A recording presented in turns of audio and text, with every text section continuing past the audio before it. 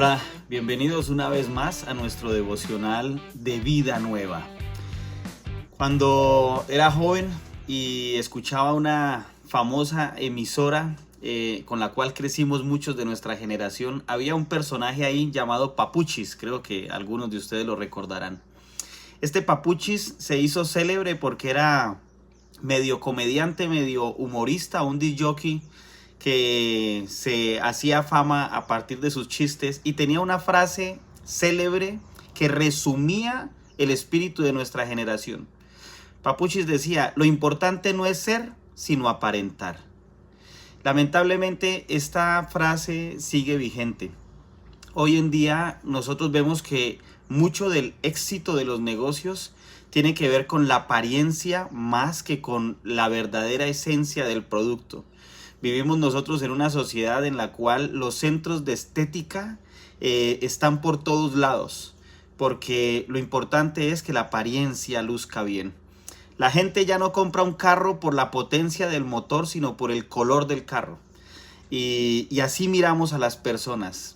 Nuestra generación es una generación que lamentablemente juzga por lo que ve, mas no por la esencia de la persona. Y la Iglesia de Cristo no está exenta de ese juicio y más bien de ese prejuicio y de estos comportamientos. Vamos a ver a través del apóstol Pablo cómo el apóstol Pablo tiene que luchar contra los falsos maestros que lo acusaban a él de ser lo que no era.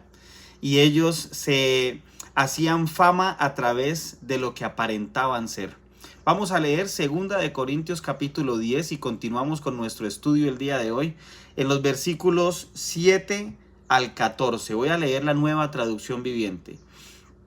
Escribe el apóstol Pablo: fíjense en los hechos evidentes.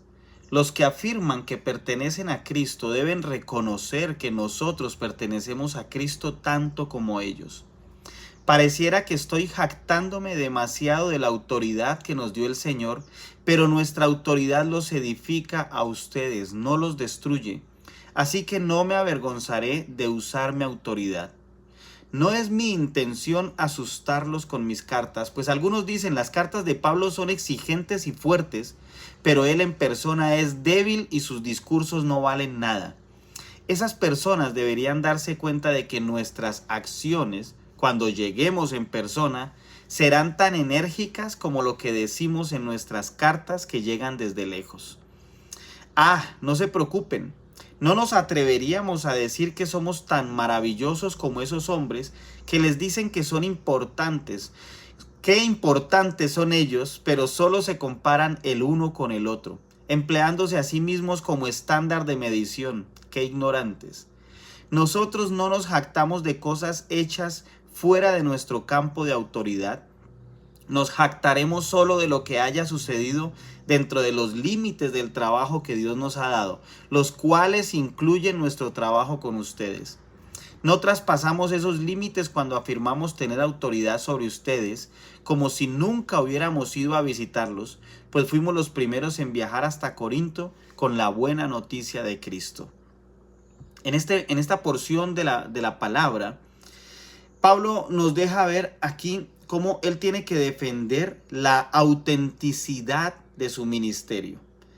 Pablo nos enseña que la verdadera autoridad espiritual viene de Cristo, no de las apariencias humanas ni de la autoexaltación.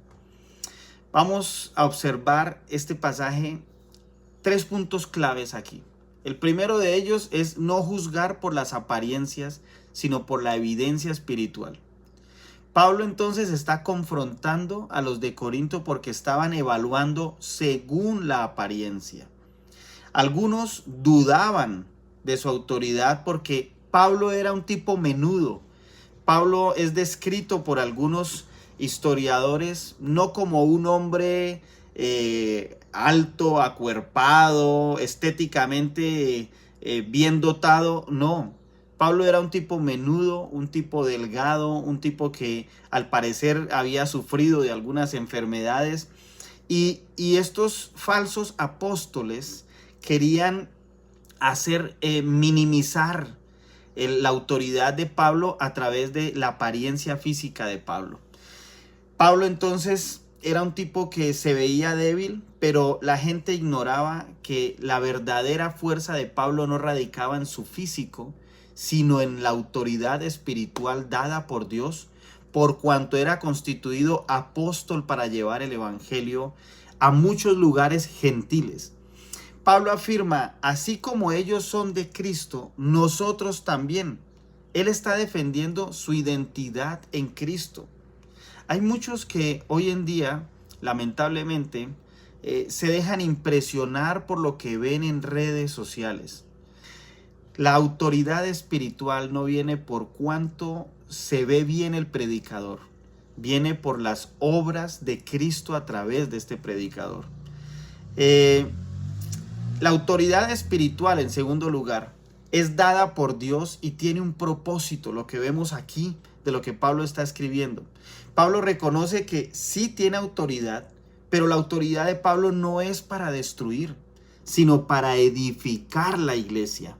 Hay muchos que pretenden tener autoridad y destruyen la imagen de otros, destruyen la iglesia de Cristo, pero la verdadera autoridad de un siervo de Dios viene para edificar la iglesia del Señor.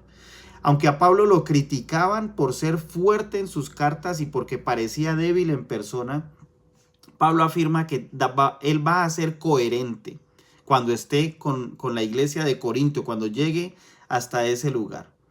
La autoridad de Pablo entonces no es una autoridad humana ni es una autoridad manipuladora, sino es una autoridad delegada por el Señor.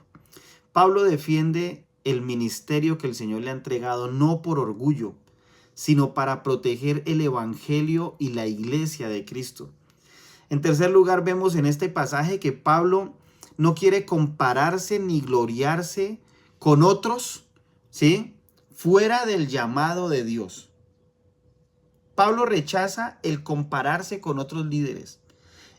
Pablo dice que esto es una falta de entendimiento.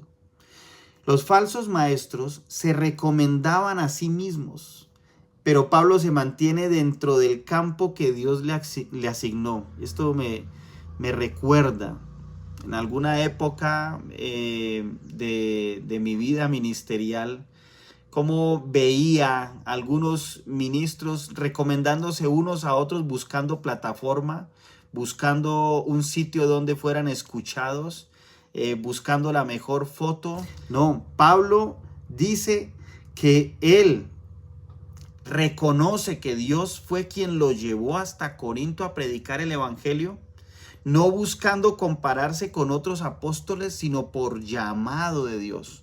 ¿Ves? El éxito espiritual no se mide comparándonos con otros, sino por la obediencia al llamado de Dios.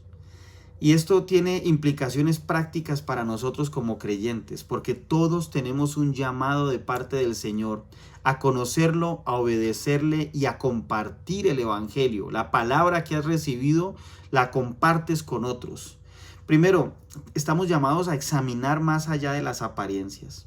Nosotros no debemos tomar decisiones espirituales basadas solo en lo que vemos, solo en lo visible, en el carisma del predicador, en la imagen estética del templo donde estamos, en el estilo del predicador. No, nosotros debemos evaluar dónde estamos viendo un fruto real de Cristo en esta persona, en este ministerio, en el lugar que aparenta ser el más santo. En segundo lugar, tenemos que revisar que nuestra influencia es para edificar la iglesia del Señor y no para impresionar a otros. Dios nos da autoridad a los creyentes, pero esa autoridad viene con un propósito: edificar nuestra familia, edificar la iglesia del Señor, edificar los compañeros de trabajo, conforme al propósito de Dios. Levantar, no destruir. Y en tercer lugar, evitemos la comparación con otros hermanos, con otros ministros, con otros ministerios. Enfoquémonos en nuestro llamado. Tal vez compararte con otros produce orgullo y también produce inseguridades. Nosotros tenemos que vivir con esta mentalidad. Dios me asignó un propósito específico y debemos ser fieles en ese lugar. Eso es lo que importa.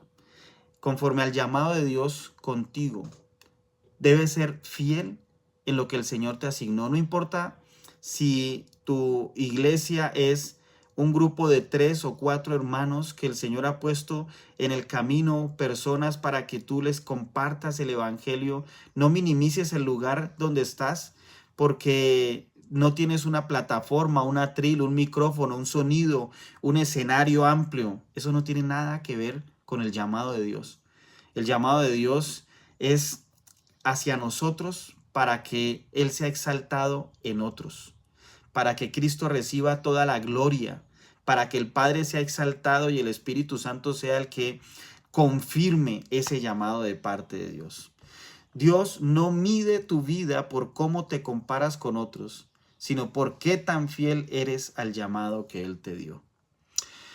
Que el Espíritu Santo de Dios en este día nos ayude a entender que el compararnos con otros nos hace daño, que el verdadero llamado de Dios es evidente en nuestras vidas cuando nosotros somos fieles en lo poco que el Señor nos asignó. Recuerda, mi nombre es Iván Bonilla.